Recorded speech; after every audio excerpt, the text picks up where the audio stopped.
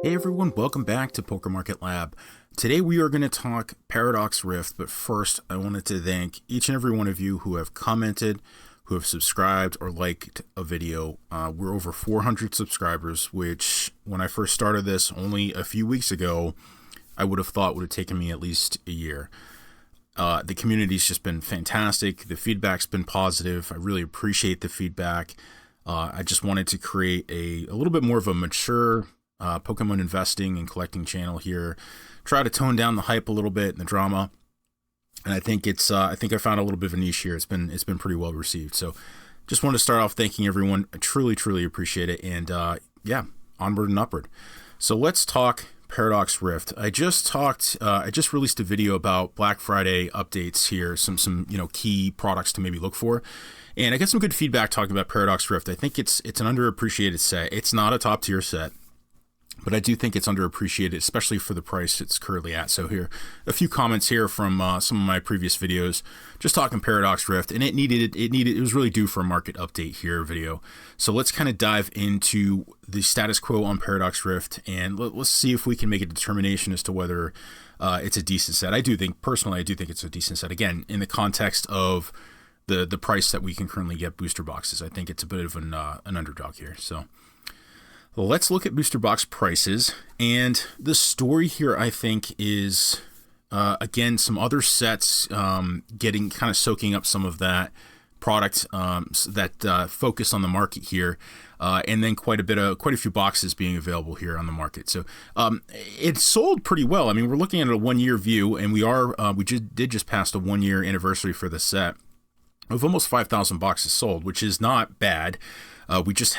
There's just enough of the product left on the market that it really hasn't appreciated. It hasn't done almost anything. I would call 5% in a year pretty flat.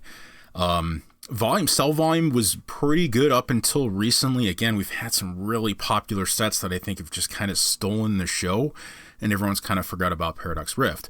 But I think at $100 a box, I think this is a pretty great opportunity. I mean, if you can get If this is still about $106, $107 a box when we get the Cyber Weekend deal at TCG Player for like their the Cyber Monday, Cyber Weekend, Black Friday kind of deal here, that kickback and store credit, I think it's a great opportunity to come in here and save, get some store credit back at least for, again, a decent product. I mean, and these are drying up.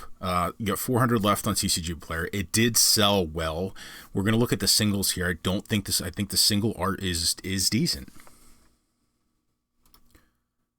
So let's take a look at total value of cards in set. So Paradox Rift actually almost right in a tie with Temporal Forces, beating out Stellar Crown, and obviously Obsidian Flames, poor thing, is just all the way down here. And again, this is just a way that I kind of look at the market. You know, the prices are for singles in the market are derived from obviously supply and demand. So when I see a decent value on the cards in the set as a total, it's just a way for me to kind of see how the market's looking at the set in terms of demand, at least, right?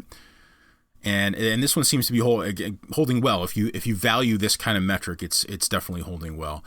And the next chart, kind of new for us here that we're doing, is we're just kind of showing the distribution of card value. And what we can take away from this is really goes back to how the product is to open.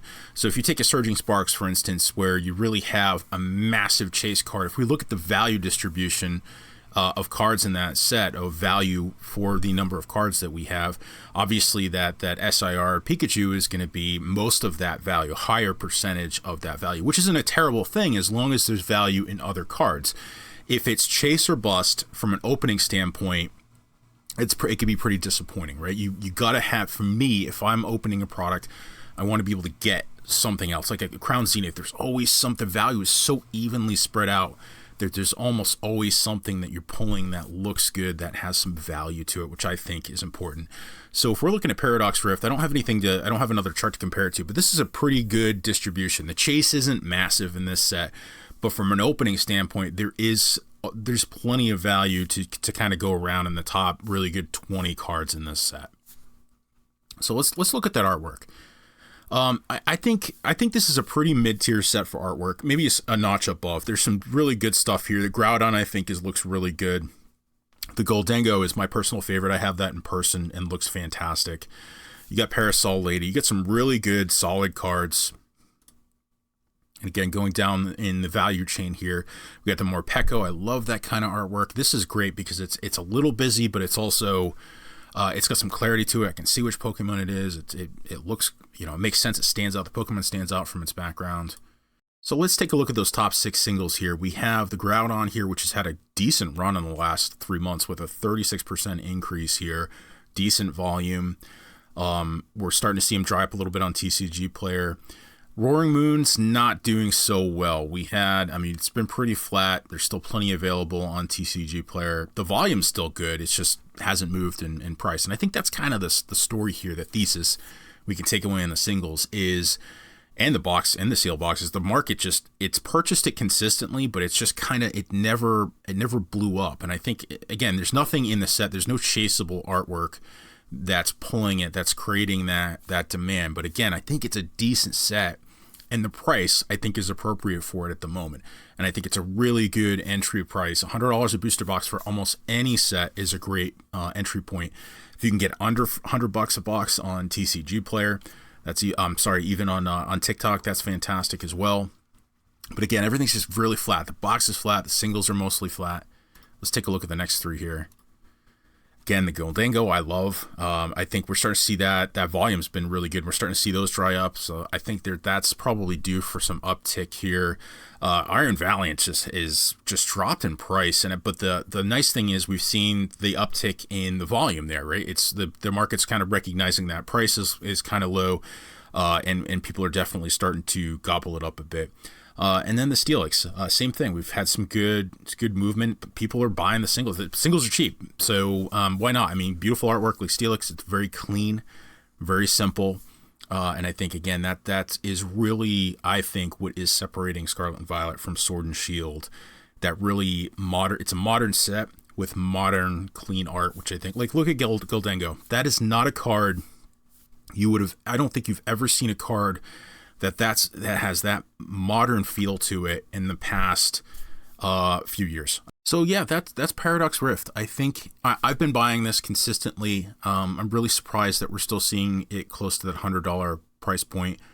I think as we continue to see the run up in Scarlet and Violet, people will look at it like they saw the Sword and Shield. They'll see it from an era standpoint, and there will be nothing in Scarlet and Violet that's going to be cheap. So in a $100 box of Pokemon in any era at any time is cheap, and this is still at $100 a box. You can get it almost fairly consistently under $100 a box on TikTok, and then again, if you can get some kickback on TCG Player with their Cyber Weekend deal, I think that's a fantastic entry point for this. For again, there's not this is not a distressed set, not at all. It's a nice, perfectly mid-tier set. We see the sell volume here, 4,800 boxes sold in the last year on TCG Player, so it's not hated by the market at all. It just had plenty of product, and then we had some solid sets come after it that have just stolen the show. But if your time horizon is long, this will absolutely do well, and it's a fantastic product to pick up at this price. That's it for today. Again, thank you so much to everyone for subscribing, for liking and commenting. Really appreciate the feedback, and I'm really looking forward to delivering solid, mature videos for a long time to come. So thanks so much, and we will see you on the next one.